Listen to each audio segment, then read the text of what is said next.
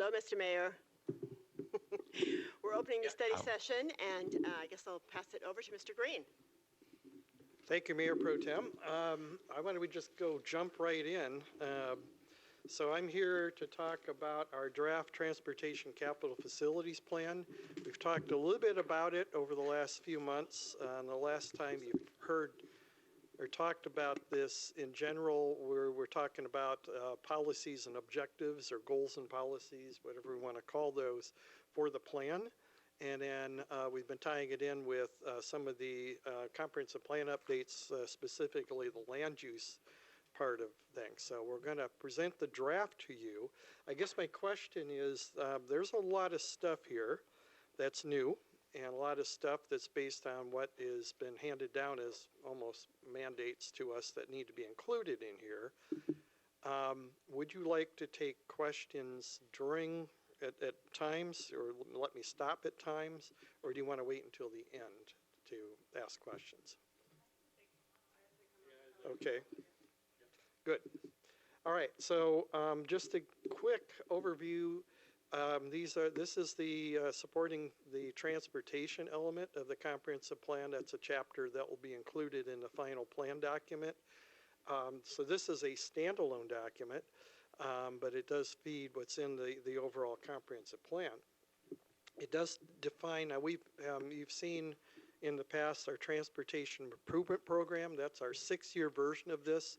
This is the 20-year plan that kind of sets the vision for that 6-year program. As I mentioned, there's new objectives and policies and objectives, which most of you saw last fall. I'll get a little bit into that, but I think the meat is what's on the list that we do want to talk about.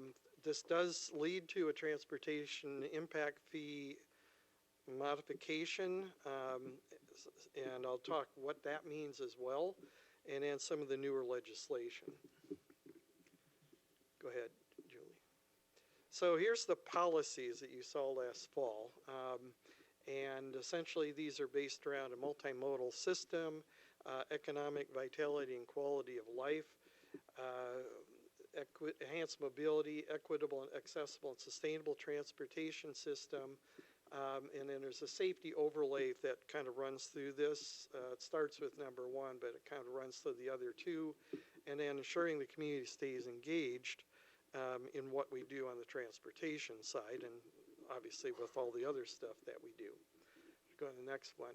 So what we have now, we have a mishmash of things. We have new transportation facilities, streets and sidewalks that have been built by new development.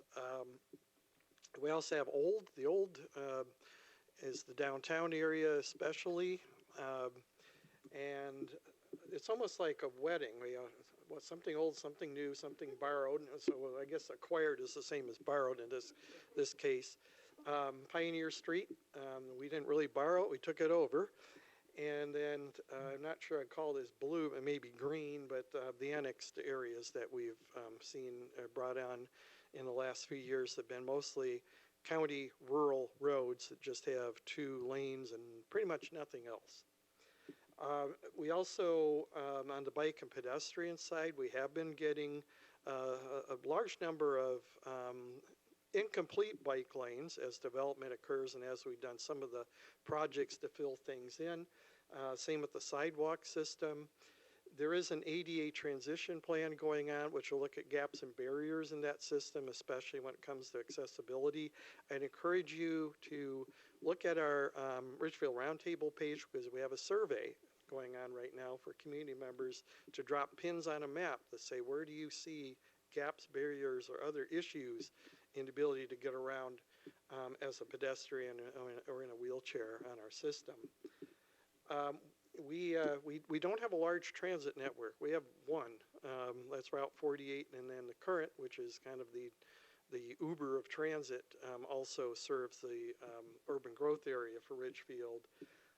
We also are looking at electric vehicle infrastructure, mostly charging stations. The state law requires that new development have EV charging stations. I think it's clear it's 10% that need to be available as part of that. Let's go to the next one. So now we're going to talk about sustainability. That was one of our goals. Actually, it's a few of our goals here. Oh, I'm sorry. I missed that. Sorry. No, you're good. I just put it up. Rephrase the electric vehicle thing for new development. What is that? So I don't know what specific statute it is, but it's a development statute that requires 10% of new parking spaces in new development be electric vehicle charging spaces, or be ready for those. Would these be stations where people would be charged to use them, or would they be gratis? This is on site, so it's up to the developer. These are privately provided, like Costco did, Pioneer Village and Discovery Ridge have been, and some like at Rose Hours. I don't know that they charge. I'd have to actually go up and look. I have a gas guzzler, so I just don't know. Are they meeting that 10%? I don't know, Claire.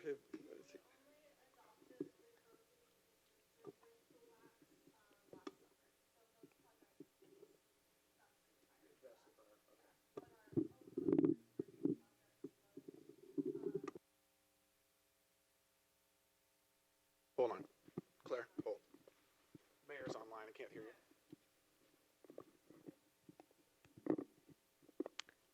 I'll start over for everyone's benefit. The city adopted code requiring developers to be consistent with the electric vehicle charging requirements in the Washington Administrative Code last summer, 2024. So most of the projects you see being constructed vested prior to that. The code they vested to, we only had EV charging requirements for commercial developments, and it was one station for every 50 spaces up to a maximum of 5. So that's what you see at Rose Hours, for example. So what would be maybe some projects coming online that will have to meet the 10%?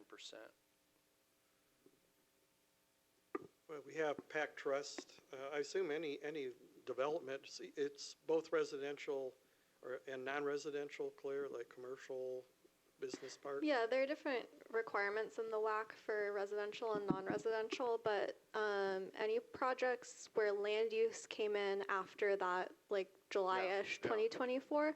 So a good one that pops in mind would be Royal Ridge that council looked at recently. Okay. Their development will be subject to those newer requirements. Just for my information, how many parking spots? It's blue. How many parking spots are at Costco? I know they're not required for the 10%, but how many total? I believe it's somewhere like 9 or 10 that they actually. No, they actually, parking spots total. Oh, total. Yeah. Huh? 300. So then they'd have to have 30 spots under the new code. Yeah, they vested before this. They vested in And 23. 50% of the time, they don't have anybody in the charging spots today. And there is some nuance that it's not in front of me, so I can't answer fully, but there are different requirements for, like, not necessarily all the spots have to be built with the charging station. There are lesser requirements where some just have to have the infrastructure available if the owner desires to add more later.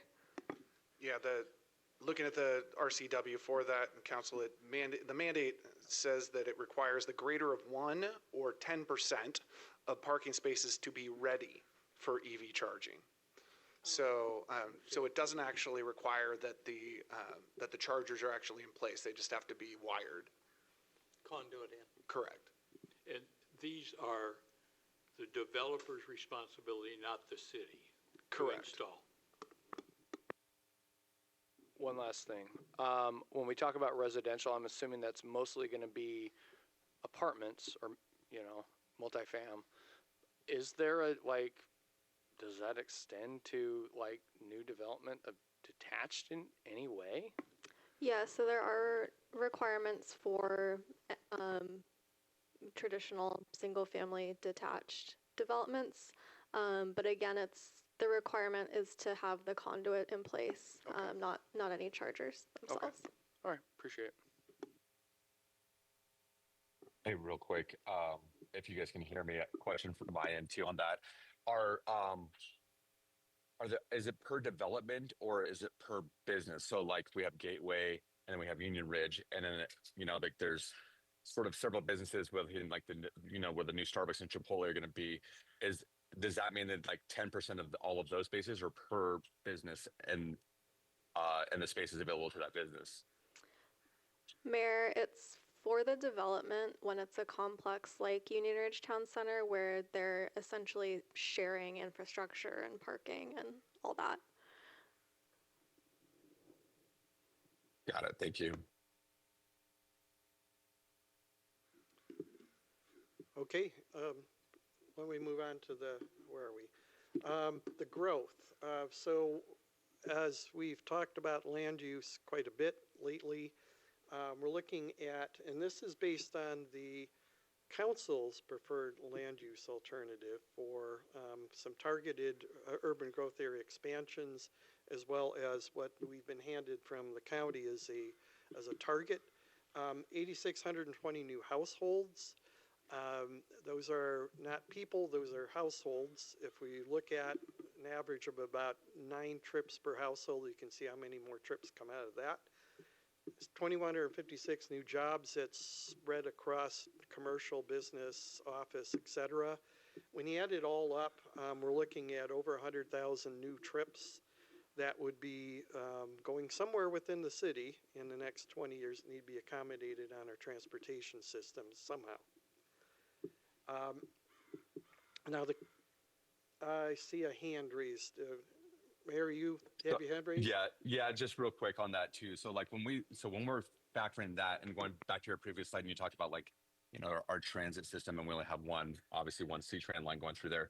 Do we have to account for future transit or is that C-Tran's job to look at local jurisdictions and figure out where they're going to expand routes potentially over the next 20 years? It's actually a joint process that we're in with C-Tran right now. They're also doing their 2045 transit development plan, I think is what they're calling it. So we have been sharing information. The next step for us is kind of sharing what comes out of this study session with them before we come back on May 22nd for them to react. But basically, they've had our projections, kind of our patterns of growth, and been working with that. Got it. Okay, thank you. How many trips daily do we have out of Ridgefield and Pioneer? Do we know? On Pioneer, we're looking at 25 to 35,000 vehicles a day on Pioneer. So in this case, when I say 100,000 new trips, these are not person trips, which is usually when you start generating, where do they go? Who are these people? These are vehicle trips. So these are the ones that need to be accommodated somewhere in our system. And it could be by walking if we look at ways to reduce the demand on our road system. And I'll get to that in a minute because that's one of our mandates from the Growth Management Act. So in this case, for a safe and secure system, we're looking at an interconnected trail system, not just recreational trails that go between HOAs. These are transportation trails that go across the city. An example being it's under development now with the Pioneer project. We're building multi-use trails on both sides of Pioneer from Royal Road essentially to almost I-5. I'll show you what our plan is for all of these because a transportation trail opens up some additional funding sources that aren't normally available to trails, but they're also intended to give alternatives to driving. Safe routes to school, and I'm going to show you when we start looking at, especially at our growth areas and our growth nodes, what that means as far as accommodating trips and reducing the demand on vehicle trips and increasing the access to non-motorized modes. Climate change is another required element, and we do have to have a climate change component of the eventual comprehensive plan. Regional Transportation Council is now studying this. Clark County is now studying this. We're kind of feeding information back and forth with those processes. And neighborhood electric vehicles that we formerly have called them golf carts, that actually is a thing. It's part of what's called micro-mobility. And so when we talk about neighborhood electric vehicles, there is a technology for these. It's kind of like a golf cart built for electric use, and they are meant to provide mobility. As far as sustainable funding, this has been a challenge for us, but the question is, especially on the traffic impact fees, and because a lot of our development now are providing the transportation infrastructure in the last 10 years, but we give credits for those where they've kind of overbuilt their part, which serves the future transportation demand. Those are kind of compensated on the basis of traffic impact fee credits. Tax increment area, as you know, is financing the Pioneer Widening Project. That's not the only one on the list. We have an overpass over I-5. That's a future part of that list. And the key here is trying to leverage with our local dollars grant funds from state and federal sources, which is why we have a grant writer now who's been very successful in bringing some of these in. As far as engagement, again, this is one of the other policies. We're looking at the council's WAVE initiative. How do we factor these into our planning aspects? We've kind of done that with some of the open houses that we've had. We're doing some of this with some of the coffee talks. I know that Mayor Pro Tem and Mayor and others have been doing, but however we can get the community engaged back and forth is very critical in the planning of this infrastructure. And especially as we get the community engaged in the planning and design of our projects. And so we can talk a little bit about that a little later. Why don't we go to the next slide, and then after this slide, I'm going to pause for a minute. There's the reason why. We have a couple of big projects out there that are currently in the planning stages. The first one is the 35th Avenue extension, or we're calling it 35th Avenue G Creek Plateau extension. We are currently negotiating with a consultant to take us into that next phase. You all identified 2 build alternatives to carry into this stage, but when you start looking at the cost of these, we're talking $40 million projects. And so the question is, who's going to pay for these and how do we pay for these? The next, we've kind of alluded to, we've already started this process along Carty Road. The lifting of the urban holding for those developments along there that have either recently been annexed to the city or are gearing up to be annexed and want to develop their ULD 4, is that right? Urban Low Density 4 residential developments along the corridor. However, as part of lifting that urban holding, the requirement is that they come up with a reasonably funded and financed program of projects to provide urban services. Urban services, as we defined with that consortium, are the transportation corridor along Carty, the water distribution system along Carty, as well as the sanitary sewer system. And those are all pretty major components, but they're needed to be in place in order to serve these potential new developments. But again, we're looking at, well, how are we going to pay for this, and who's going to pay for this? And we're currently looking at something similar to what Clark County went through a few years ago with the 179th corridor. I don't know how many might have paid attention to all of that. I'm at ground zero, so I kind of had to.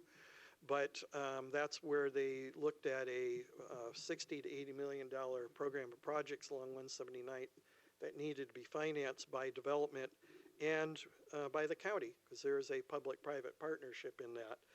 And we're looking at maybe not that big of a program of projects here, but something that's pretty big in order to carry these into reality as far as developing. So I will stop, and Councilor Davis. Yeah, thanks. So looking at the new households for each of those sub areas, looking at Carty Road, 373 new jobs. I'm assuming that doesn't consider work from home folks, even though, but I know that like we are counting those as jobs, like saying that's jobs. People coming here and they're still working from home, we're gonna count those as jobs. But since it's not in the G Creek one, are we thinking there is gonna be maybe some, commercial in that Carty Road corridor? I believe this 373 is that blue hatched area, the Yeah. business park zoning. I think most of those, I'll have to turn to Claire to confirm that, but Yeah, the bright blue there is the county business park base zone with an urban reserve overlay. Industrial reserve, I believe. yeah, so that overlay means that they're not in the urban growth area now, but they could be under certain circumstances. Where we're focused right now is the yellow area to the left side of Carty of the west end.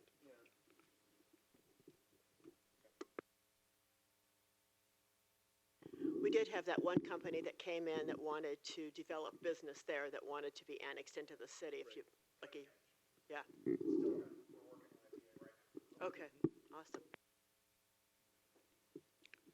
And at DA, we have met with them and mentioned that they are still going to impact Carty Road. And we've got these other consortium developers who are saying, well, if we're going to pay for all of these, there's going to be others who are going to benefit by what we're building.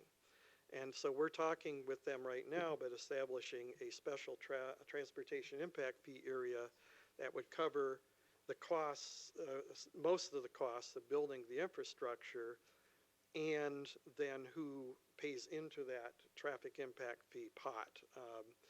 And also makes available credits for those who do build more than their fair share of the Carty Road improvements.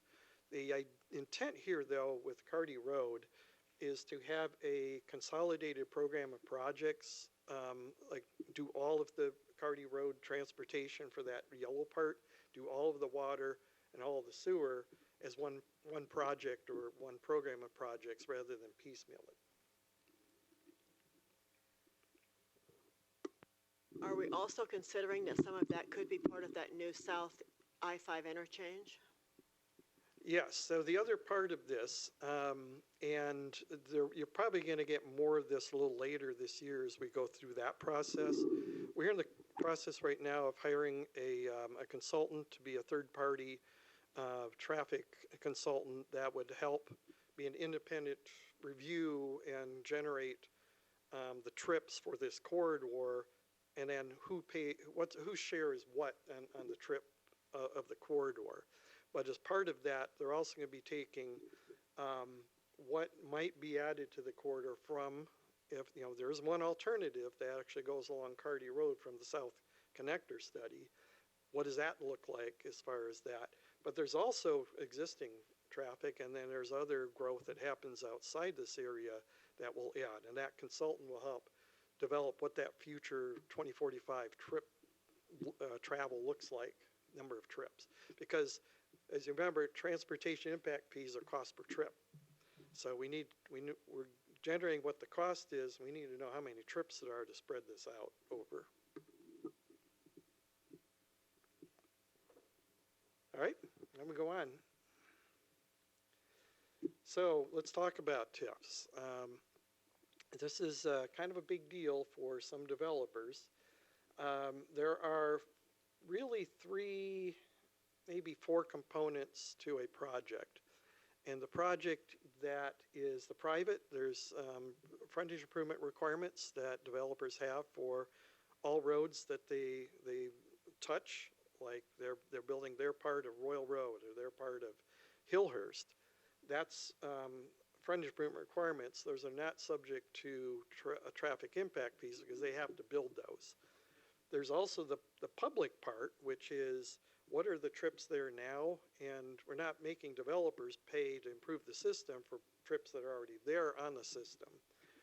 There's the grant part, which we ought to get grants to mostly use public dollars to leverage that would pay for the public share of projects. And then there's the transportation impact fee. This is where you get the additional capacity needed to handle all these 100,000 trips, these new trips, that growth of trips. That's the traffic impact fee, or TIF, part of the components. So these are the four major components of how a project gets built. Now, on the public side, we also have the tax increment financing area that's funding Pioneer widening right now. That also is basically providing a full-width Pioneer, so it's satisfying some of those frontage improvement requirements that normally would be attributed to those developments fronting Pioneer. We're just doing it all at once. A case in point would be Royal Ridge. The improvements we're doing on Pioneer actually satisfy what they would have had to face for frontage improvements along Pioneer. However, what they've done is, instead of us buying right-of-way from them with the project, they've dedicated the right-of-way, kind of a trade-off. So they called it an even-Steven deal. They give us the right-of-way, so we don't have to pay for it. We build the frontage improvements, so they're already in place to accommodate the future development. And that's actually what the tax increment financing system was set up, was to provide for that growth. Now, what's new here? And first of all, one thing we've been hearing from developers is the uncertainty of how much they have to pay for traffic impact fees, and how do we calculate it. And in the past, they basically have had to hire a traffic engineer to go calculate what their share is, figure out how much,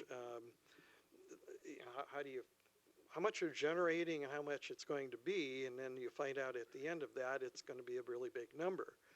What they've asked is there a better way? Can you provide a lookup table so we know we're going to be a convenience store, and we know that it's going to be this many tip dollars per trip, and then you know how much it's going to cost. So we're going to include that lookup table with this capital facilities plan to save them that amount. And we've had several developers who've told us that they're spending quite a bit on consultants, when if this lookup table would save them thousands of dollars for each of their developments. So that's what we're including in this, and I'll show you a snippet of what that looks like. We're also recalculating how the TIFs are assigned and assessed. In the past, the 2016 plan, I can't even figure out how the shares were assigned. It looks like they might have guessed that number of trips were associated with growth, and so they put 30% or 40%. We're actually going to create a table that makes this a little bit more standardized and uses what we call travel demand modeling to help with assigning those shares, so it's more predictable and you can actually figure it out how they got these percents. And then I mentioned the lookup table. Ours that we've been working on, Bellingham and Kennewick, were the ones that, Kennewick was handed to us by one of our local developer friends. Bellingham is one that I found, and I found Bellingham because I was looking into creating traffic impact fee rates for food cart pods, and they have them. It's not a normal industry thing, but they have them, and so that's in our lookup table. The other thing is that in order for developers to say, well, like I'm Mahoney's, and I know that I've got a lot of trips coming in, but I've also got a neighborhood behind me, and people come in from the neighborhood, they don't necessarily go out onto Hillhurst or any of the arterials. So why should I have to pay for my impacts to those? And they got a point. And so what we've also done in here is to create, in these situations, like we call mixed use situations, let's just create a reduction factor off the top that accounts for that. So they don't have to go through and spend thousands of dollars to calculate what that looks like. And so that's it's embedded in the lookup tables that we're producing. So before I move on, questions?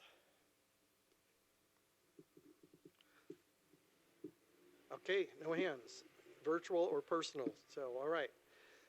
So here's the formula that we're using to assign traffic impact fee shares for each of these links, and you'll see a map showing where these links are on the system. It depends on the type of, we call them functional classification, like Pioneer and Hillhurst are our highest category streets, they're called major arterials. Royals are second highest, it's minor arterials, and then we got collectors. We got different types of collectors. Some collectors just serve a series of developments, but they have no public benefit. They're serving as collecting trips from those, like a business park, bringing them out to the arterial system. We have other local streets neighborhood collectors. They're not part of the traffic impact fee system. They're built for basically circulation and land access. They're not serving as capacity facilities like the others are. With the system, I'm going to show you a map with this projected 100,000 trips a day that we're expecting to bring on in the next 20 years. That calculates out to about $751 per daily trip. Our current rate is $546 per daily trip. So that's a pretty measurable increase, and I do want to talk about that.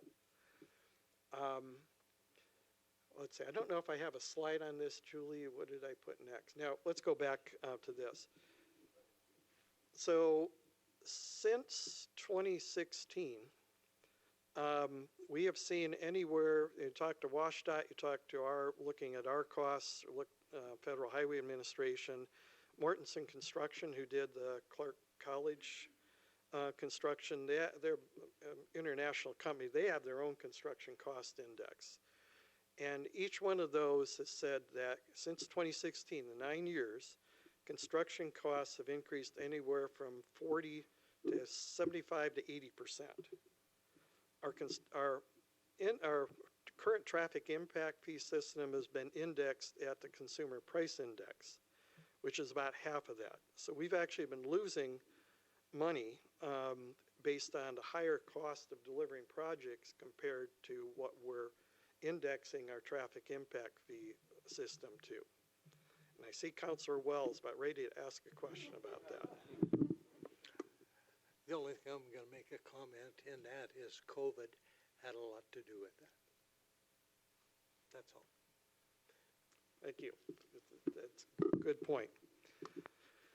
So the other thing is we've been talking with the development community about what it takes them to build a project, and shouldn't they get credit for some of that because they have to face the same cost increases that we have on our public projects. In the past, we have not included the cost of right-of-way or permits in our project costs. So part of that $200 per day increase, so that's about a 40% increase, is due to including right-of-way and permits. And that's some of the discussion I'd love to have here about that, because we didn't do that in 2016. But those are pretty substantial costs when you look at the cost of land and the cost of what it takes to get permits. And we all went through what it took to get the permits for Pioneer last year and how long it took to get those. But they do not include the design or soft costs of this. So that's what factors into these numbers. So I'm going to stop there and listen to reactions and thoughts about where we want to go with this.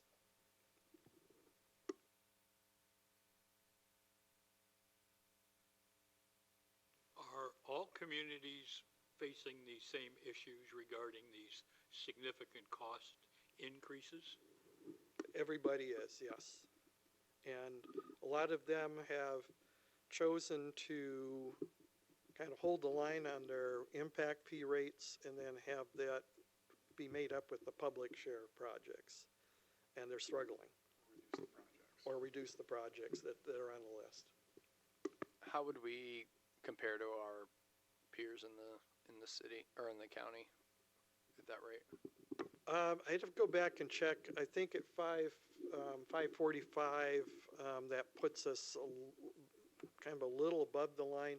It's less than Clark County with the 179th corridor. They're actually do a cost per peak hour trips. They're around 8,000, I think, is where they ended up. Council, we'll get you a table of how we would compare currently and then how this might compare in different areas. And like Mr. Green was saying, like Clark County, for example, has TIF districts. And so what he was speaking to in the fairgrounds area, there are differential rates given the area. And it's kind of what Mr. Green's talking about for Carty and for G Creek Plateau. But they have districts all over. And it's one of the strategies that some jurisdictions use is they move to a district model. Which has differential rates in different areas of your jurisdiction. We have not done that in the past, primarily because our city wasn't big enough to make sense to have different districts, because one area, the housing and the businesses in one area impact other areas of the city pretty directly. It's not like we have one area that is so far removed from another area that it wouldn't impact it. So we have stayed with a citywide model and not moved to that district approach. So there's two people in this room who were here in the mid-2000s when there were various aspects, updates of the transportation capital facility plans back then, where the city went from a peak hour based to a daily based, and where one of the updates was during the Great Recession. And this discussion came up. Councilor Wells, you were part of this. I remember sitting, actually I think we're at City Hall then. And the question is, well, how do we keep it an affordable rate? And at that time, there are two things that happened. One is the list of projects that were eligible were cut back by almost half in order to keep, I think it was a 245 or equivalent $245 per trip. And the other part was, can we increase the grant, going out for grants and getting the public share? So that's how the line was held back in 2007, 2008-ish, when that was being held. Yeah, I can add to that, and also the council had a lot of discussion on raising it from $252 to $255, that $3 raise, and we're looking at $200 raise now. And that, for the purposes of this discussion, that's a perfect segue in that one of the things that would be good for us as staff to better understand is kind of the priority of council in coming up with this, because obviously a 40% increase is a large increase in that. Our council has over time been very interested in incremental increases in our fees. This is one of those situations where our costs have just outstripped the ability to recover them. And so do we catch up? Do we do it at once? Do we do it in multiple pieces? And what happens if you don't get to that level? And like Mr. Green was saying, there are very limited alternatives, but we can provide those for you. So it would be great to hear from you, council, on kind of what your appetite is for, are we looking at cost recovery? Are we looking at incremental cost recovery? Are there specific areas of the community, whether it's business or residential or affordable? Are there areas that you would like to see some consideration of when we're speaking to these types of fees that do add costs to every project? Is it possible to get all of it so we can see what the differences is, and then when we go to see what the option is, we can kind of compare all at the same time? Definitely. Okay. And so, and I've already heard a few pieces of information like comparatives with, comparisons with other jurisdictions, comparisons with where we've been in the past over time. What other information might be helpful for you in that discovery process? So tell me exactly how, I'm trying to think of how a business comes and how the TIF, how do we charge them? It's depending on how many trips they expect there will be, right? Yeah, how many trips per day? Per day. Yes. For their clients that come to their Yes. business. Mhm. And I know sometimes there's some disagreements about how they determine that. And then we charge them a daily, that's what, an annual fee? What? That's just a fee based on their estimated trips per day. So they pay that at the time they come in for building permits.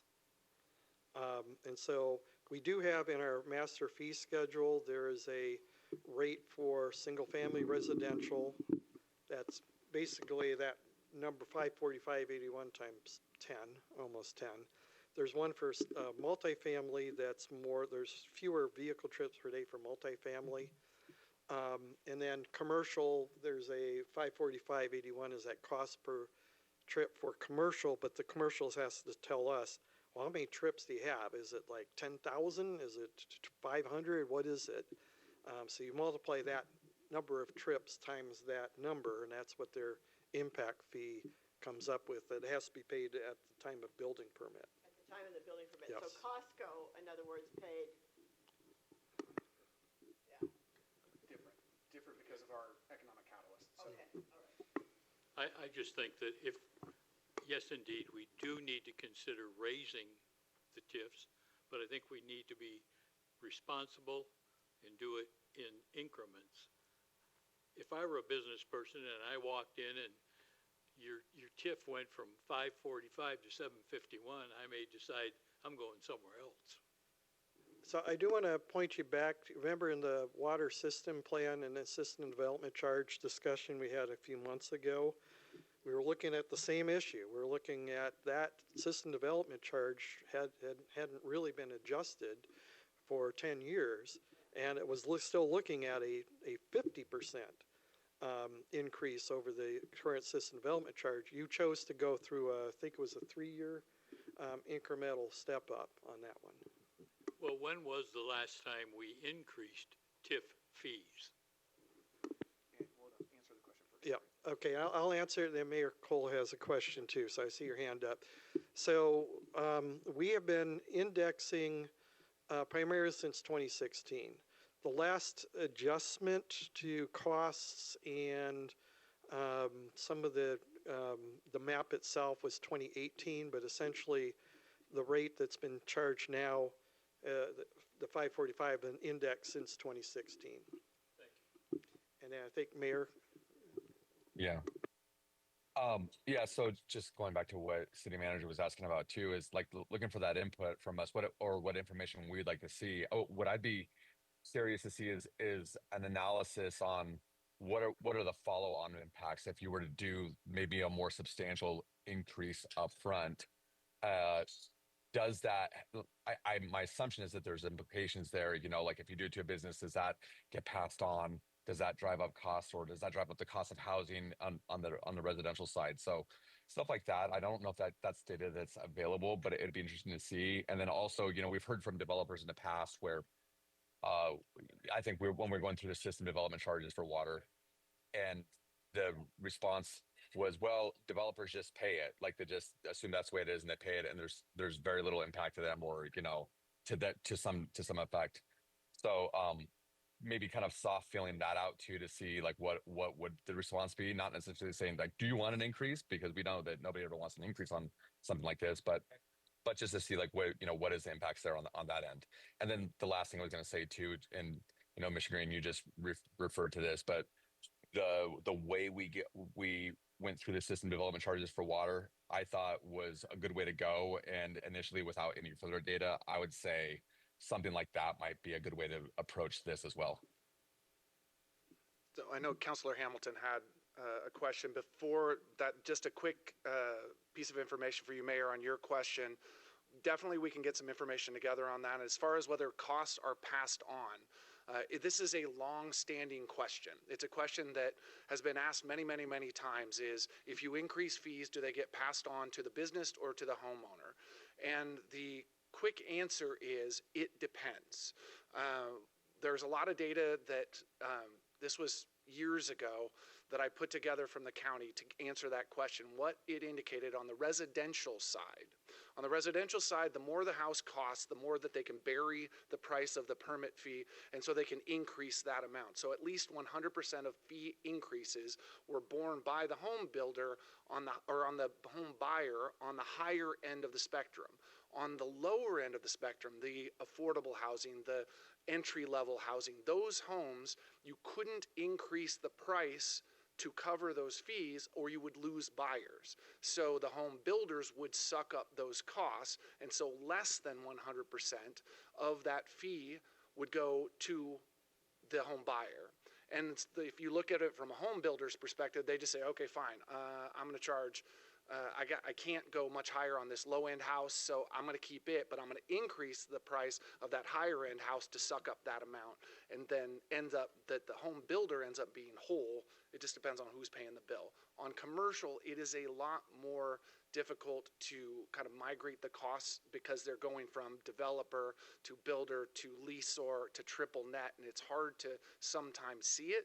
But generally what we've seen is it does get passed on for those fees. But we can get you data to actually help tell that story. But I know that Councilor Hamilton had something next. Well, actually, that spurred a different question, so I'll ask my first question after this.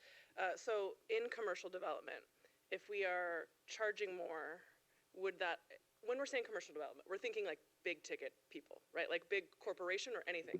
So I think in that same model then, if the cost is higher, we're definitely pushing out some of the smaller people and building up the people that have the bigger buck to come in. So we lose sort of some of that charm element and have that be more corporate structure. It seems like those are going to be the people that are going to be able to afford a higher price point. It's a great point, and obviously as a small business owner, you know this. One of the interesting strategies that's been used by jurisdiction, we'll bring back some information because we're just learning about it, and we had this conversation with Mahoney's.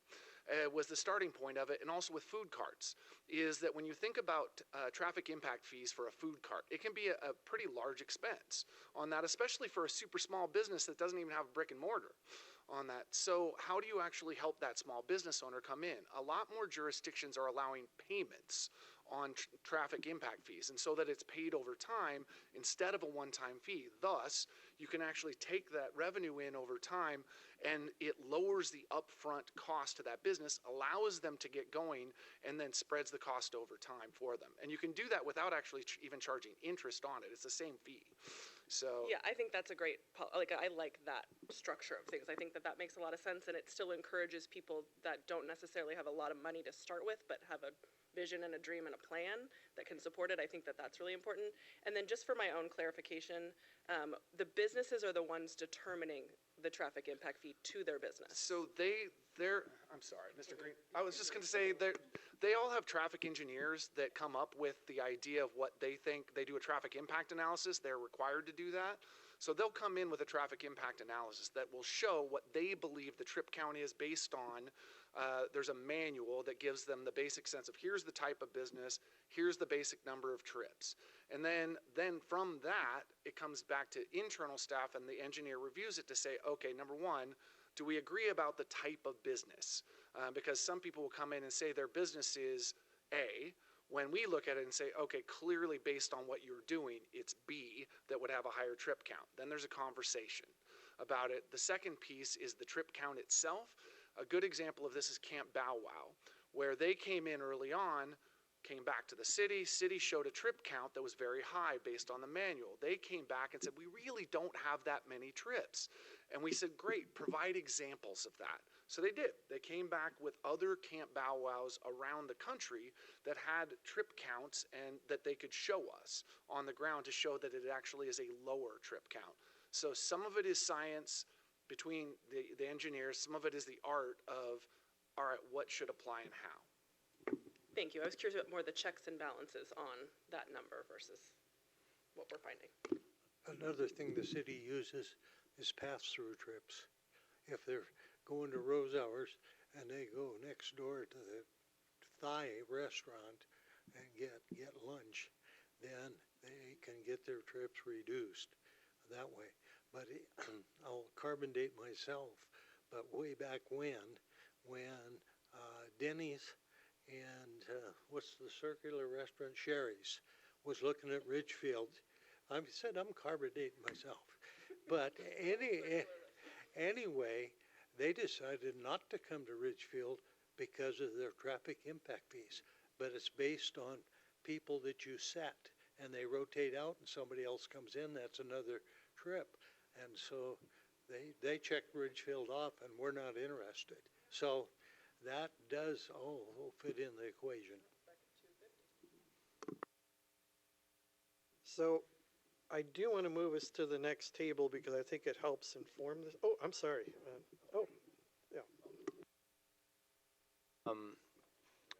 Yeah, no, that's all right. Yeah, I was just gonna say from my previous professional experience, what Mr. Stewart said about like kind of those thresholds. I would just say that if it is going to be a goal for us to incorporate some real strategic, like affordable housing, that is going to be a sensitive area because I talked to a lot of developers back in that day for me that were like, yeah, a serious impact fee could be a whether or not it pencils or not. And when you have not just traffic, but park and school and all that fun stuff. So it's just something to be considerate about as we do it if that's going to be one of our goals. Sorry, that just spurred another question. If with the business we were to implement a pay over time and we were going to do affordable housing, could we do a same pay over time instead of a lump sum for affordable housing so that it's not an off the ticket idea for those developers? We can look into it. Okay. So I do want to quickly jump to the next table. It's showing the example of what this lookup table looks like. I know there's a lot of stuff here.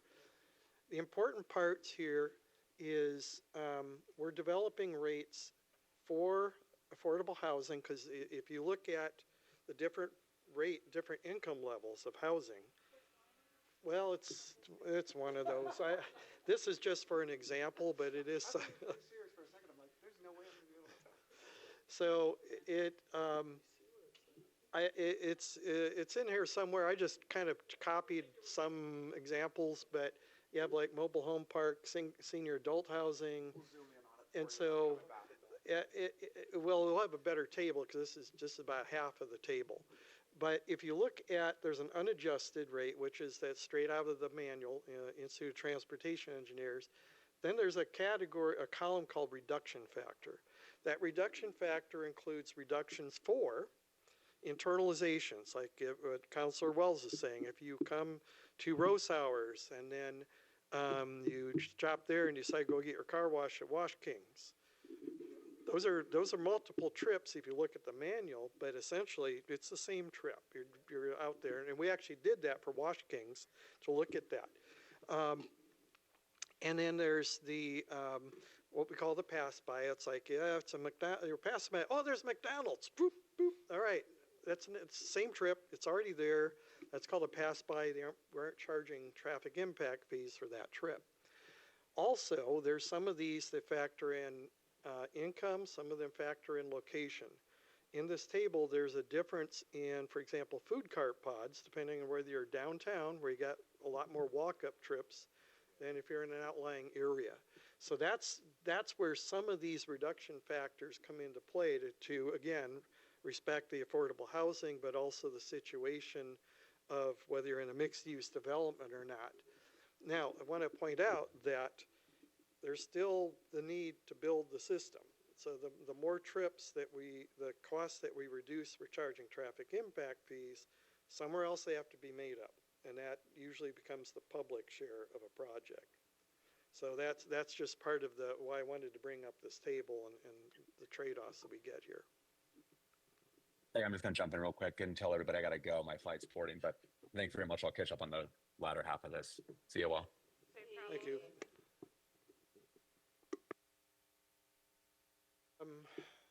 So that's what this is intended to do. And so the idea is that when they come in with whatever development land use it is, if they're in these certain situations where they can take a reduction, we've already calculated that reduction factor. They don't have to spend thousands of dollars for their traffic engineer to do that.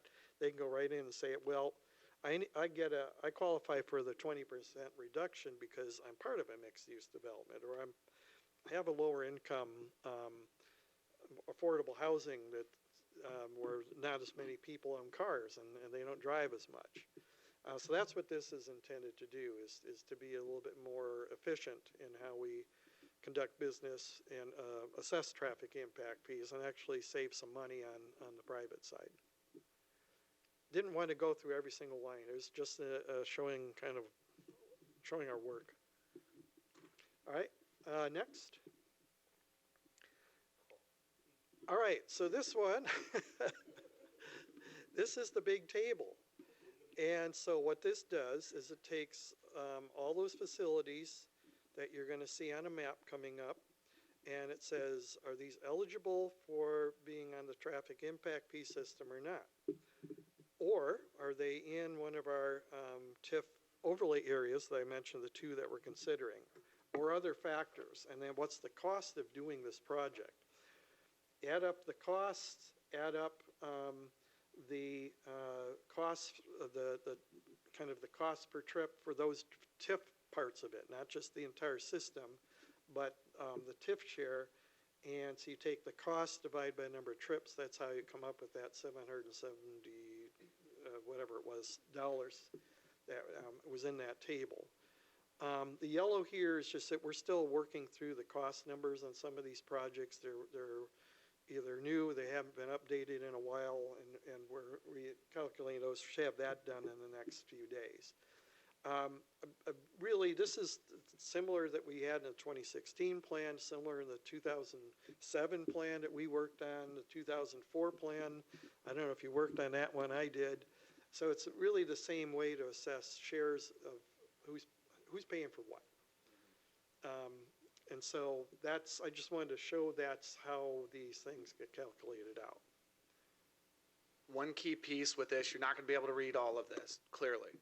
But we do go through an update of this list, and we go through that update regularly. And part of why we do that is because of the conversation that you had earlier of, well, what if we just wanted to go incremental as far as an increase in the traffic impact fee?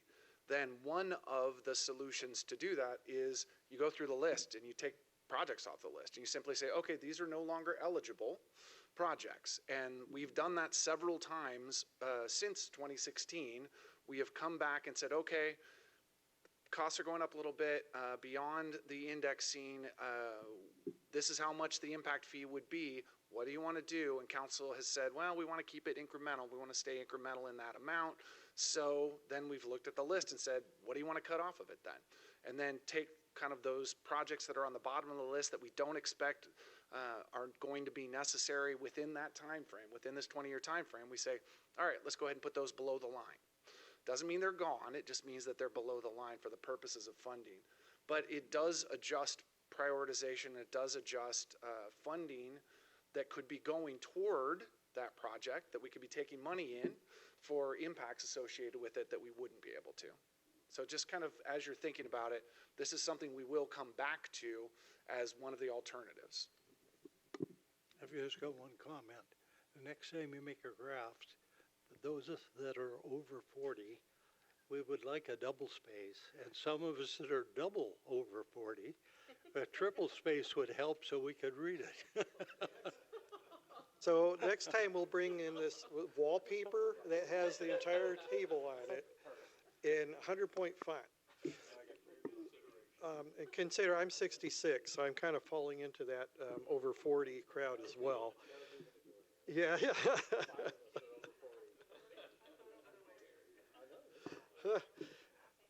I want to show you the next one. I think the next one is the map. There it is. So this map is showing, X's show where things have either come off the list or changed location since 2016. There's something new on here. There's a few things that are new on here. One is something called transportation trails. I mentioned that we're looking at interconnected transportation trails. In 2023, there was a change in state legislation that made certain trails, in our case transportation trails, eligible for traffic impact fees. So eligible to spend them on the project and eligible to collect traffic impact fees for that project. And we have 4 of them. So we have we have 5. So we have the one along Pioneer, and it gets to 56. We really couldn't find a good way to take it across I-5, so what we're going to do is take it down to the new overcrossing, the South 10th 11th, and put a multi-use trail on that bridge and connect to the east side. So that's the Pioneer Multimodal Transportation Trail System. So those costs to build that actually get factored into the cost of building Pioneer. Hillhurst, you probably have seen a reference to the Hillhurst Multimodal Trail. That's what this is, and takes it from Carty Road or the Rourke area into downtown. So, okay, so with Hillhurst, I'm kind of reading ahead. So with Hillhurst, one of the thoughts is with this one is creating a, I'll back up. Hillhurst, back in our 2007 plan, we were planning for a 5-lane Hillhurst. And some of the developments that like Tavener and some of those Hawks Landing that were built back in the day, built for a 5-lane Hillhurst. So you'll see wide shoulders along Hillhurst, and sometimes there's parking lots, sometimes they're not. One of the thoughts is, why can't we just finish those wide shoulders, convert them to a combined, we call multimodal corridors. So it would be eligible for bikes and neighborhood electric vehicles or golf carts to use those as lanes, that buffered lanes for themselves. Keep the 2 lanes that you have on the traffic part of Hillhurst and extend that from downtown to the Rourke. So that's an idea that's factored into this. It needs a lot of work, but it's an idea factored into this to, one, get that transportation trail, but 2, have this alternative for mobility that the city has talked about for quite some time.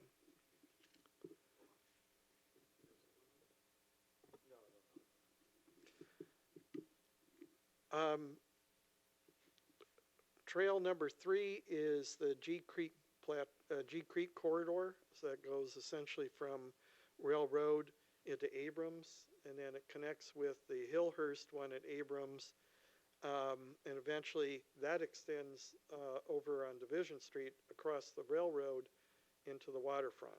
If you remember, we have a project right now that we're doing a planning level design of that Division Street multimodal crossing over the railroad, and that's work in progress. This would extend that corridor to the waterfront and provide, again, a alternative transportation connection for all the development and all the growth that's going to happen at the waterfront, including the amphitheater that's part of that proposal.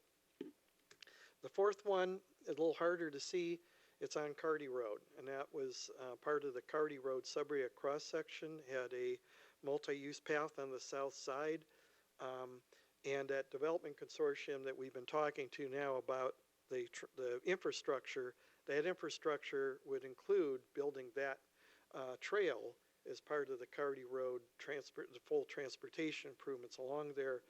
It actually, we couldn't figure out where to end it, so it ends at 2 things. One is the potential, one of the alternatives for the I-5 Ridgefield South Connector. The other is, it's hard to see, but there's a dashed yellow line. It's called Discovery Drive now, and that actually would come from that corridor, which emanated from a long ago corridor plan for I-5 that I first met this guy on when he had a wholly different role. And I don't remember Royal Randall, he represented the Port of Ridgefield on that study, and we came up with the idea of kind of a parallel circulation system to I-5, Discovery Drive. That's what came out of that, and it's still there. So that's where it would take it. We couldn't figure out what else to do with it from there, but this one at least would serve the residential residents along Carty Road and get them to the schools and to the Rourke. So that's what's in here. You'll see 3 circles. Those are our 3 Sudbury studies going on, or will be going on. 35th Avenue G Creek Plateau Extension will be coming back to you later in May with an award for a consultant to get that next stage going, the environmental stage. Ridgefield I-5 South Connection, last time you had a Transportation Improvement Program amendment to swap out the local funding. That's now on the street for consultants to propose on for the next stage, which is to hopefully lead to a preferred alternative with that. and then a new crossing north of Pioneer. And we've had two options over the years, and sometimes we've had both, and sometimes we've had either, and they flipped. So this one would be one. It'd be very expensive to try to build both, but either North 10th or North 20th. North 20th has the advantage of connecting to Northwest 289th, and that provides kind of I'll call it a beltway around the north side of the Ridgefield urban growth area. That one is not in process yet. That still needs money to actually kick that process off, but it's part of this plan. So that's the map that feeds that table I just showed. And then you'll notice a bunch of dots. If you've been following the roundabout part of our work over the last couple of years, we have a roundabout committee, and out of that committee we produced a map showing current and future planned roundabouts. So each one of those, and it's hard to see the future ones because they're empty circles. For example, where the South 10th, 11th crossing goes to the east, ends up at Unridge Parkway, that's being planned as a roundabout. And Carty Road in Hillhurst is part of that development consortium work that we're doing with the new traffic consultants. Go look at a roundabout at that intersection. I actually, Claire and Steve, I think the Carty Road subarea plan did have a roundabout at that intersection, or consideration for one. So those are now part of this, rather than say, well, signal a roundabout. Well, there's a difference in cost, but it's a difference how those intersections operate too. So we're just saying these are the ones we're planning for roundabouts. The one hasn't been shown yet, but is in that table, is at Hillhurst and Pioneer, where we just bought property there.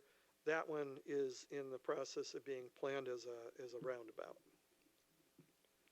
So that's the crux of all of this. This is the big map. So I'm going to just stop there and see what questions we have. And really, this is for the purpose of, do you see something on there, a line or a dotted line or a dot that you have a question about? Do you see something where you think there should be a project that's not? This is a great opportunity to kind of look at the map, to see, all right, what's on there that I have questions about? What's not on there that I have questions about? Can we talk a little bit more about the multimodal pedestrian access on the west side of Pioneer, mostly at the connection between, more or less like the top of the hill and then to downtown, through the curves where we're looking for hill stabilization, Reman Road, that whole area. I know there's been a lot of conversation for many years, but yeah. So there's been multiple processes to get us to a multimodal trail from the top of the hill, Pioneer Canyon neighborhood area, to the bottom of the hill. The first piece of it you already see in place, and that is from 35th, where there didn't used to be a roundabout. But when that was built in, I think 2015, somewhere in that 2016, when the 35th roundabout was built, Old Smythe Road, which kicks off from there, became the beginning of the Smythe Road Trail that would take you down the hill. What we knew early on, because of the slope issues you have and the ancient slide area on either side of Pioneer as you go through those curves, is you're not going to have multimodal through the curves on Pioneer. It's not going to happen. So how do we do it? The idea was then to take it up the hill on top where Old Smythe Road and the old east-west roadway was, because we have most of the right-of-way available for it already. So the first piece was going from 35th, and you see that exists now. That 35th headed west from 35th, you take Old Smythe Road, and that takes you west to the edge of the Kemper Grove subdivision. That Kemper Grove subdivision, so that multimodal trail takes you right to there. That's the completed section. From there to Reman Road, we have full design for how a multimodal trail would be built from that point to Reman Road. We have been waiting for the owner of that property to ultimately sell for development, because it is a lot easier to work with a developer who's bringing in a bunch of new homes and just include the trail as part of it. That's what happened with Kemper Grove, is it just got included as part of that. So we've been waiting for that. The design does exist, and then it's ultimately at some point over these years, it's going to be up to council as to whether you want us to just go ahead and proceed and work with the existing property owner. I can tell you the existing property owner is not very interested in having us plow a trail through their property that they live on. So, what's that? Yeah. So then what you're left with is you have a design, but you're waiting to construct it based on when you have a willing property owner. From Reman to Mayor's Meadow, also work was done. So from Reman to Mayor's Meadow along Pioneer, there was also work done to be able to actually create a connection. So that design work is also, I would say, 20, 30%? 30%. So we're at 30% design from Reman to Mayor's Meadow, and that process happened over the past couple of years. We did that process. So we have 30% design there. So we have the pieces in place to get that work done, but we've been trying to partner it with other activities to be able to make it financially feasible to pursue, because it is not inexpensive, and we have property owners along the alignment that would be significantly impacted. And if you notice on this map, the alignment of that trail crosses from the north side of Pioneer to the south side at Reman. That's that design that Steve was talking about. The part that's going to be happening soon is the crossing back to the north as part of our G Creek Loop project. That'll take us to the north side of Pioneer and then into the backside of Abrams. So that will be part of that trail connection. Have we been able to acquire the old quarry at Raymond and So that's a work in progress. This whole route jurisdiction transfer, we have jurisdiction over Pioneer now. What we don't have is ownership of the assets. That's the right of way. We're in the process of doing that. We also are working on a project to transfer the street lights that are over by the junction, are now operated and owned operated by WashDOT. We need to do some work to change the circuits for that. We take them over. The other part is the quarry, which was not part of the Pioneer right-of-way. We have another request in to WashDOT to surplus that, which is the same 12 to 18-month process that we've been under for the rest of the right-of-way acquisition for the highway itself. thank you. I was just going to ask you again, you said that that trail was not going to cross over to the south side? Or it is? Yeah. Okay, I knew it was supposed to, and I thought maybe it had changed, okay.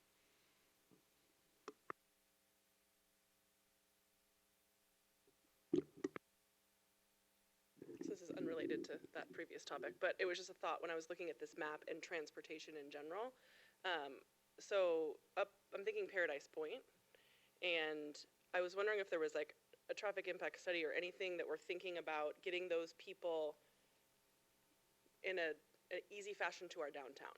Because I think having to have people rerouted back, and then if we get that area de-designated up there that our hopes and dreams are doing, having something easy to facilitate people to get down to our downtown area.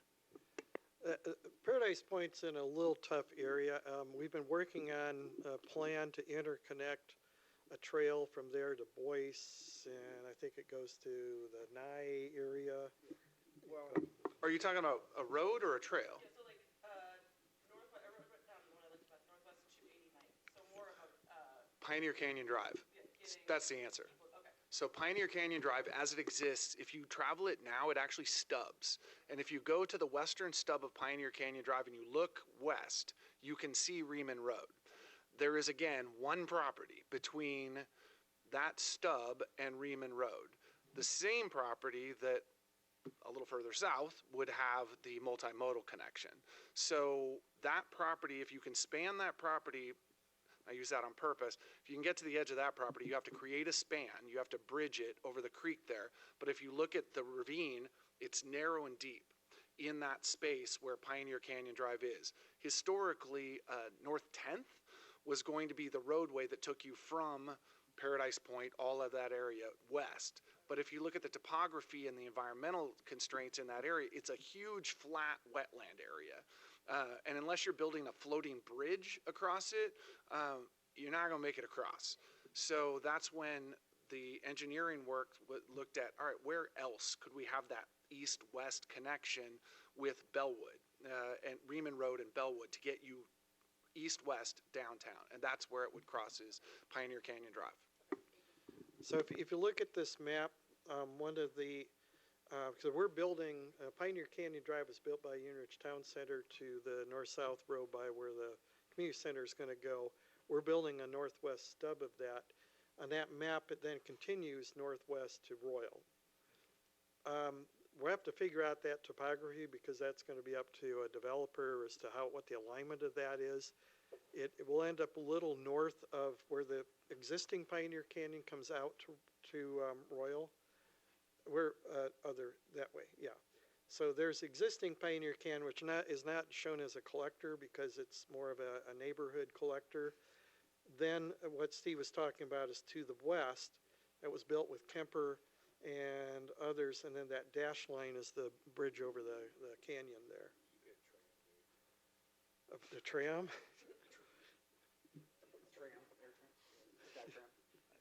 Sea tram. Yes. Okay. Counselor, anything else on this page before we leave, though?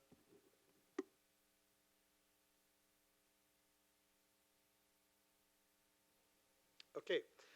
I want to go to the next one. We're talking about multimodal.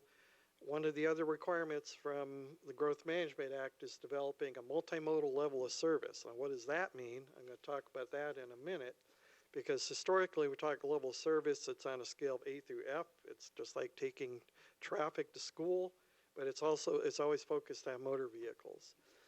This one includes bicycles and pedestrians in the mix. And then what are we doing about climate change and resiliency, which is another requirement that we've been handed down that needs to be included in this plan. I'm going to go to the next slide and kind of explain what these are all about. First one is bicycle and pedestrian multimodal level of service. The industry over the last few years has created something called level of traffic stress. And that means, what are you looking at as far as, all right, we're not measuring on a typical scale of A through F like we do with motor vehicles, but if you're riding on a street, and let's say you're a kid, what's the experience about riding on the street? Is a high level of traffic or low? Lots of trucks or little trucks? High speeds or low speeds? That's the level of traffic stress. Applies to both. They've created a scale that kind of does have kind of a comparable scale to the A through F, but it's 1 through 4. So the 4 is red because that's like the highest stress. The 1 is riding around in our neighborhood street and there's really not a lot of traffic. We can ride around and walk around and not experience a lot of trucks trying to hit us. We are aiming for, on our collector and arterial system, which is a level of traffic stress, or LTS 2 or better. So 2 is high comfort level for adults. So we're looking at, again, the longer distance along the arterials, and typically what we showed on the transportation trails map is trying to accommodate them in a separated facility, not on bike lanes, and then sidewalks along the corridor or a trail along the corridor. Now, the difference of going from adults to all ages would be something very different. We'd be having to look at creating a separated trail system for just about every one of our bike and pedestrian trips in the city that happens to run across an arterial. It's not that affordable, but having a separated multi-use trails kind of gets us there. Right now on Pioneer, we're looking at more of the 4s. Railroad south, as you go toward the high school, it's a 4. And so when we're looking at these things, that's where we're trying to bring these up in terms of stress. So we're proposing this as a level of service for bikes and pedestrians to meet the multimodal level of service requirements that are coming down out of the state. Now, the difference here is in the car level of service or vehicle level of service, A through F, we're right now planning for a D. And if we go below D, when developments come in, that's called, they reviewed on something called concurrency. And a concurrency says if it's failing level of service and you're making it worse, you have to, we have to deny it, or you have to come up with a plan to make it back to the existing or better. And you can deny developments on that basis. We're not proposing to do that with bikes and pedestrians yet. And the reason is, whereas you can say, all right, Royal and 35th is a level of service F, and you're adding a lot of trips to it, you need to do something about it, or you need to wait until we do something about it. It's a little more difficult to tell a developer, all right, that road is 5 miles away is missing a bike lane or a sidewalk, and we can't allow you to develop until that's fixed. Well, there might be a lot of other gaps in the bike or sidewalk system between them and where the trips want to go. So we're proposing instead using this LTS2 as a way to plan and program our project priorities. So where we're filling in these gaps, where we're, for example, Pioneer, the section from 35th to Royal, there's a narrow section. So that would be one of those that would focus on a LTS2 facility. Yes, Councilor.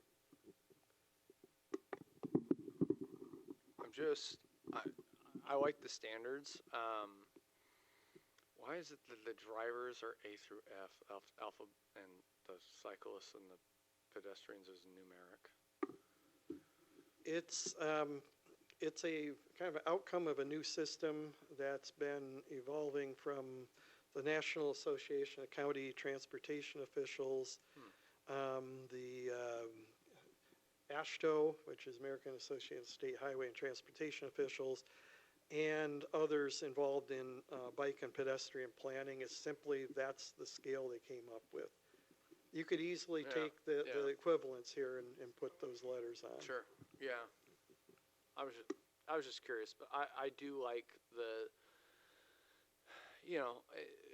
cruising in that teal color for all of it. I mean, it's not going to be perfect, but yeah, cruising in that teal color. The hope is that they are cruising, right? Yeah. And as a cyclist, there are definitely some rougher parts, but I think that those are, appropriate from like a policy perspective and targets. Yeah.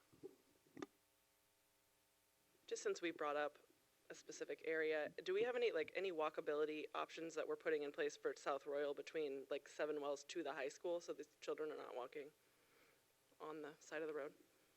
So you're talking about along Royal? So South Royal is our next focus there. We've done the parts essentially done from Pioneer down to South 19th, and that's kind of where we want to go with the south part. We're just about $13 million short of doing it.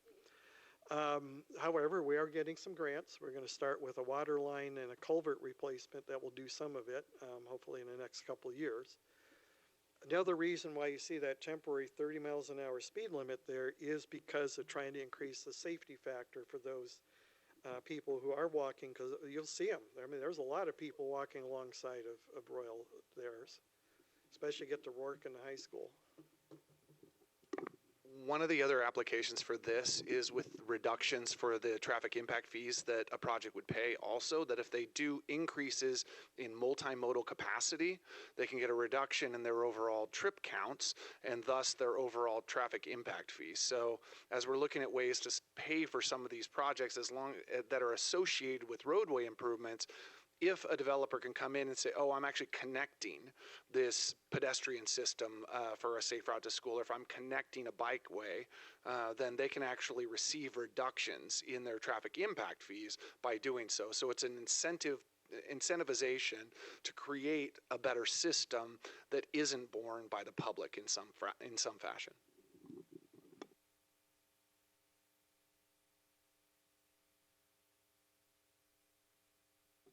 Ready? All right. Why don't we go to the next slide? So now let's talk about our growth and how we're going to take our growth areas and the current growth areas and try to reduce vehicle miles traveled, which is one of our requirements. address climate change, address multimodal, multi-use, and try to increase the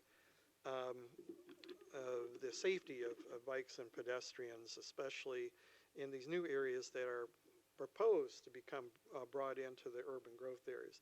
Now, this one, I'm not expecting you to read this entire map. It's one of these that probably qualifies for wallpaper. But what I want to do is show you the next series of slides. So, for example, let's look at the mixed-use hubs. And so this is the part on the east side. The part number 11, I believe, is that expansion. Is it Zimmerly? North Industrial Reserve. North Industrial Reserve. That also the area to the north of the elementary school, and then our existing mixed use along Pioneer, but also some of the areas that are in play on the east side of I-5 and kind of hubbed along the 65th Avenue corridor. So what do we do with these? The more we can, there's a difference between mixing of uses and mixed use. And mixing of uses is, all right, got residential here, we got commercial here, we got industrial here. But if you don't connect them together with things other than streets that wind around, you're not going to get a reduction in vehicle travel. So the goal here is to master plan these so that you do have that interconnected system. An example would be if you go out to Dawson's Creek, the area in Hillsborough, where they have created these, they're major business parks, but they've created this interconnected trail system within these that do serve as a way to get, if you at lunch you want to go down to a restaurant, you can do that without having to drive. The area, the residential area north of the elementary school, it's one of our expansion areas in the preferred alternative. The idea here is, again, to master plan it. Now, you're not looking at mixed use. What you are looking at is how do you get people to that elementary school without having to drive? And in this case, you have the opportunity to create a master plan connected system down to crossing North 10th or 279th there, I think is, yeah. And the elementary school is currently designing for a, we call an RFB or enhanced crosswalk. So they have a crosswalk with those flashing lights. That will be part of their building. But you got to be able to get there. And so what this plan would be is to master plan these new residential growth areas so that you've created that way to get to the school, not just as students, but if you know, schools are used, most of the day and most of the weekends for other things, and giving them a safe way to walk or bicycle there or ride a wheelchair there is part of this plan to reduce the vehicle miles traveled and also our impact on climate change. Same with the Clark College area. In here we call it a campus collector. Basically, it's one that goes from Pioneer, where Clark College is, snakes its way up to North 10th. It might include the area where this regional justice training center might go. Ideally, it would be.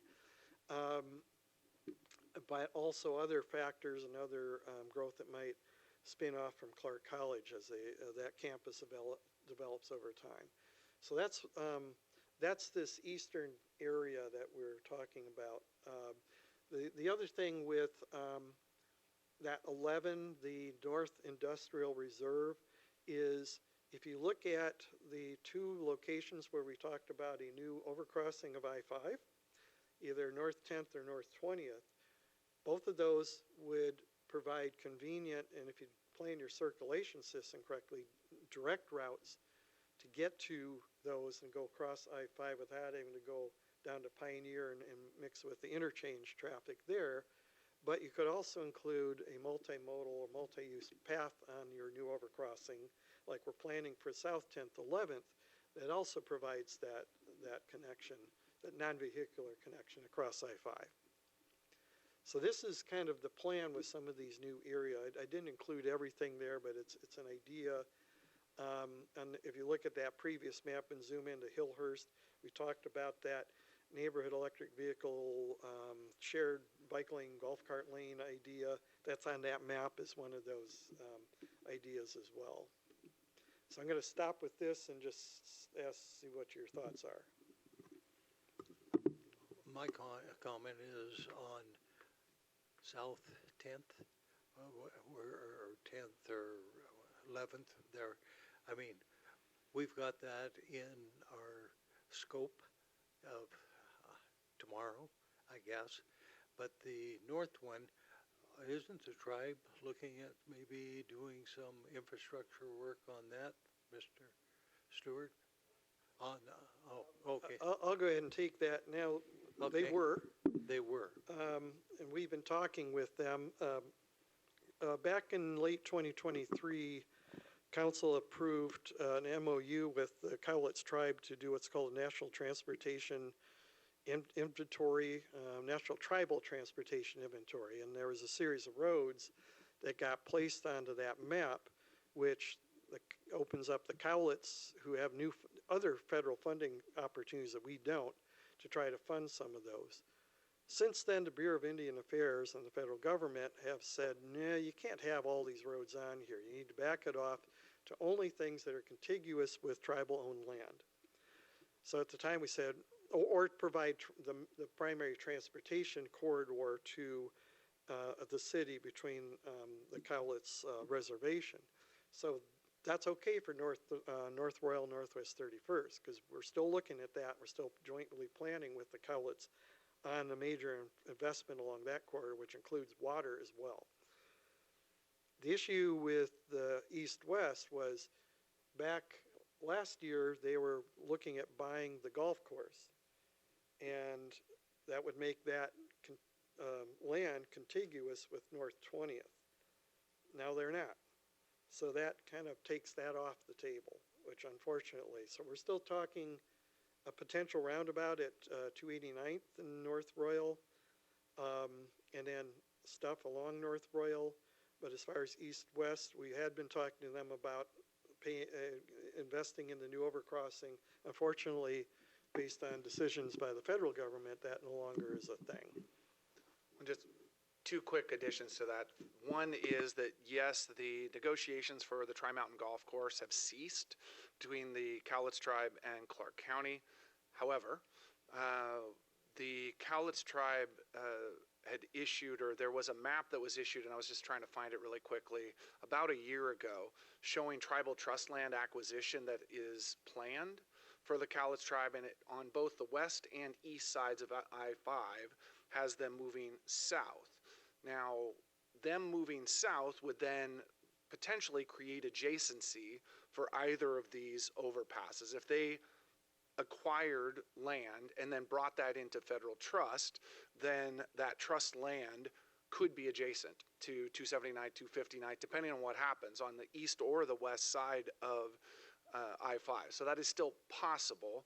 What makes it a little more probable that that will occur is legislation that was just passed this year in the state legislature that allows the Cowlitz Tribe very specifically. They don't allow specific legislation. You can't have legislation that only impacts one jurisdiction, but you can also draft it in a way that in reality, it really only impacts one jurisdiction. In this case, the legislation that was passed allowed a tribe to connect to sewer, urban sewer services of a jurisdiction which has sewer services stubbed to the edge of their jurisdiction and the shared jurisdictional edge of a tribal reservation, which just so happens to only apply to the city of La Center and the Cowlitz Tribe.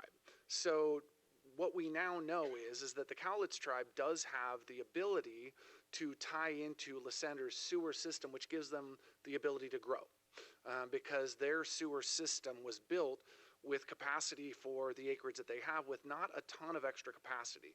So this gives them the ability to grow through a partnership with La Center. The city of La Center has expressed an interest in moving south, at least on the east side of the I-5 junction as part of the comprehensive plan update.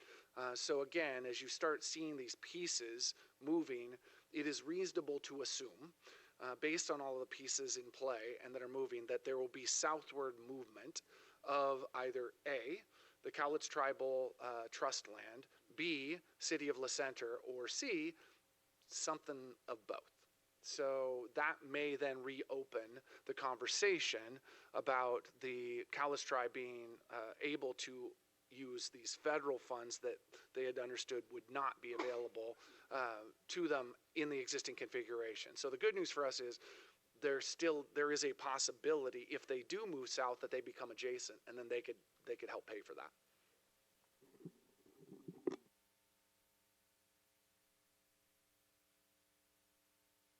I think, Julie, my next slide is just let's talk, which we've been doing. Yeah, okay, so I'll just Just one quick go one. ahead. Do we have, I guess, the space available? And I want to say no, but I'm going to ask. Can we do the extra wide lane to do a golf cart that goes up South Royal? Like, so if people that lived in Seven Wells could take a golf cart up to the Rourke or the high school for something? Or is that not really wide It's not, enough? it was never planned for 5 lanes, Yeah, so we have yeah. a bike lane and travel lanes and a Okay. median. Okay. So unfortunately, it's not. That's what I was thinking. All right. I did want to just kind of give what's happening next and then get back into our discussion, because I think we still have a little bit of time. So we've talked about the TIF. What's happening next is, based on this discussion, we want to finalize a draft. We want to get something out for the Ridgefield Roundtable saying we were having these discussions. So give them some engagement opportunities, because we've talked about that. Right now, we've got a hearing scheduled with you on May 22nd to consider this. We'll have to talk internally whether that's a 2-part process for adoption, because I'm thinking there's enough here that we might want to hear and have the hearing and discussion and then come back for final plan adoption at the next meeting, just because there's a lot of things here that we need to talk through. So that's kind of where we are. Again, this is a standalone piece that will then roll into the comprehensive plan. So that will be a separate process that our community development director will have to take on, which will happen after June. And that's pretty much it. So I just wanted to give you the snippet of what's to come. But then again, not wanting to stop any of the discussion, because it's been a good one. Mr. Green, would it be possible to get these maps sent to us so we can kind of study them some more and look at them up close? That way, if anything comes up, we can, the specific map on like the different areas where we want to add or subtract and take away that way, because I can't really see it that well, to be honest with you. And then I can feel more prepared on our next discussion as well. So you have the presentation.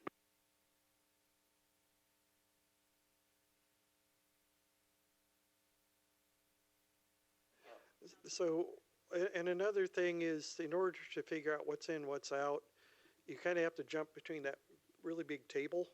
They had a lot of little letters and numbers and that map.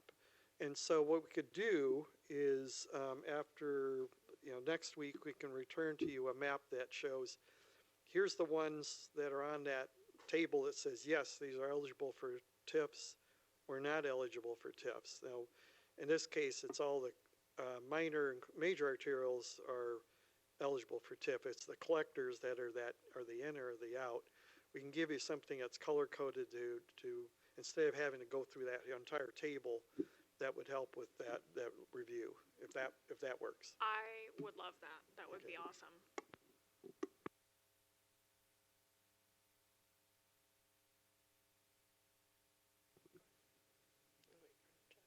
And then circling back to your specific feedback, I think the comps are an important piece here. That's like, to make the next decision, I think that's pretty vital. I think that's something that everyone agrees on. And I was curious, we talked about engaging our community and how important that is. Is there something outside of Ridgefield Roundtable that we're doing? I know you mentioned like people have come in to talk to you guys at different events. What are we doing to really like incentivize people to come in to give their feedback, or let them know how important it is. We haven't had a specific open house on this. What we have had are a series of smaller discussions. Again, discussions with developers about, the costs and what's in and what's out. Some of the neighborhood homeowners associations have kind of weighed in. If you prefer we have an open house, we could try to get one scheduled. But right now, it's more kind of a smaller groups, one-on-one, and a Ridgefield Roundtable is.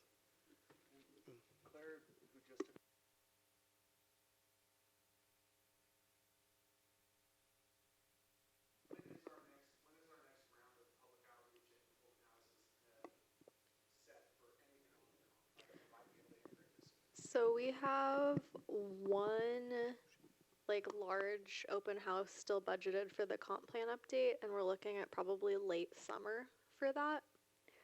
And certainly this could be part of it. The timing's a little tricky because we're having to get a lot of our draft elements done enough to submit to Commerce for reimbursement by the end of June. And we're not, I don't think, going to be ready to have a whole open house until after that, but it's something we can work on internally. Point being, we do have one larger community open house or event coming up. Are those pretty typically well attended? What are we looking at numbers wise for that? The first one we had was accidentally on the same night as the presidential debate, so it was not super well attended, but it was really high quality participation, I will say. The people that showed up really, really got into it. Councilor Davis was there. So I think in our experience with this project is definitely quality over quantity, but it was a bit of a unique situation. And I would just throw in, my role previously on Parks Board. I mean, we've got a lot of feedback over the years about the desire for that interconnected trail system. I mean, there were suggestions thrown out of we should be like Sun River, where it's super thick and a very, very robust system. So I think that there is some, you might say, informal feedback that we've gotten for a long period of time that at least promotes the trail elements. Thank you. I was just curious because in preparation for our retreat coming up, I've been just chatting with people about things that matter to them, and I find that the trail systems and these things are a hot button issue that keeps coming up. So I just want to make sure that we let as many people know as possible, hey, your voice matters. Let's figure this out. If this matters to you, please show up. So thank you.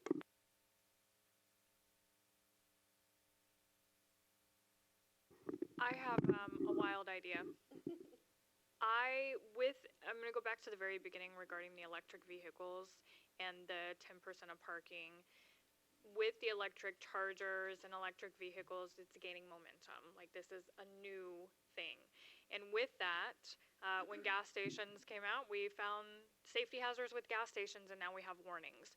So I would like to see warnings about chargers, specifically if they have lithium ion, what overcharging can do, about thermal runaway, about gassing, because those are can be detrimental if they got out of hand, causing explosions or fires.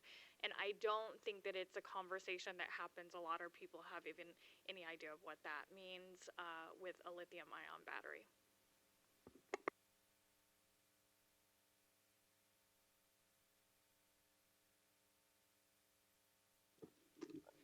What else can we talk about? Or you kind of had enough transportation for one night and want to take your transportation home and have a nice barbecue since it's 80 degrees outside? This is more of a logistics piece. I think, speaking for myself, I would like to separate out the whole TIF conversation with some of the planning conversation. And I know that they are very integrated. They have to be. I know that, I'm not saying completely separate, but just, those are two very, very big pieces. And so, whatever order we put them in, I don't know, I would just like to be able to focus on like just the one and like really dive into it. I don't know. That's just kind of where I'm at. Well, I think the map will also help if he does a Yeah. map with all the different, because they do go hand in hand. But with that map, you can also kind of piece it out and make it to, you know, so, Yeah, yeah. The I know. reason I say they have to be is because when you do the plan, Yeah. if you come away from that plan, you're like, hey, this is how we want to plan it. Yeah. And then we put a map together, and there's going to be a price tag on that, and that's the TIF. And what I would hate to do to you is have you go through a whole planning process that creates these incentives and creates these priorities, and then we come back and we show you the price tag, and you're like, yeah, no, that's too Yeah. much. And then we have to go back to the planning piece, and that's literally what the law requires. Is Yeah. It says if you cannot afford it in your CFP, you have to redo your plan. That's why I say it Yeah, has to, yeah. because that's state law. Yeah. So yes, we can go through the planning exercise with you, but understand that like that price tag that comes, if you're not willing to pay that, we have to redo the planning piece. Yeah, no, I guess I understand that. So I guess maybe rephrasing it to saying, how can we model it so that we have a better understanding and consideration as we go through? Because, yeah, I mean, I guess it's either we understand what our comfort level is on what the TIF is, and then that would help inform really what our budget is for everything else, or we go the other direction, or we figure out a way where it's like we're kind of watching them model this way. I don't know. Like, as I said, it was more of like a logistics piece than like, I don't know. Let us talk about I that know, and see I if know. we might be able to get to something. It clearly, it's not like the most clear thought right now, but it was just, how can we better make it so that we can absorb this and make quality decisions? Anyway, Let us work on that. okay.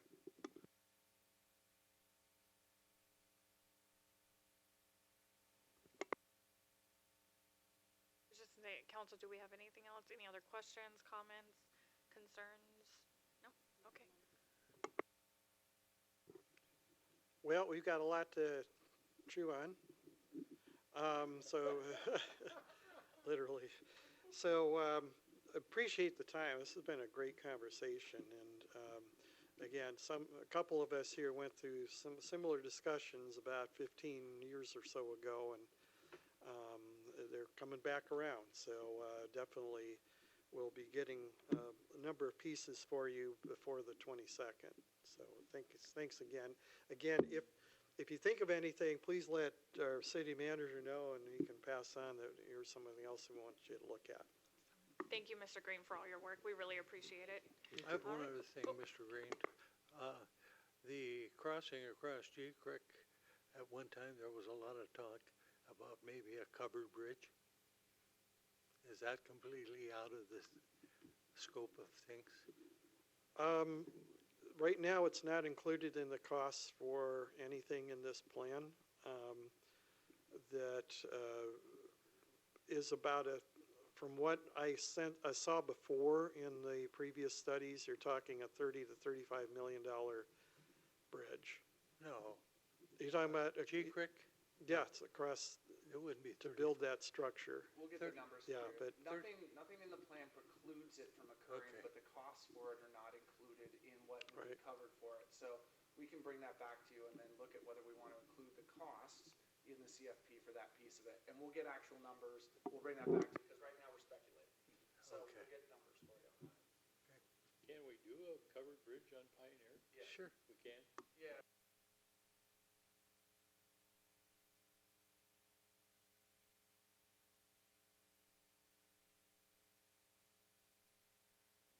Anything else? We're good? All right. We will conclude the meeting. Thank you so much.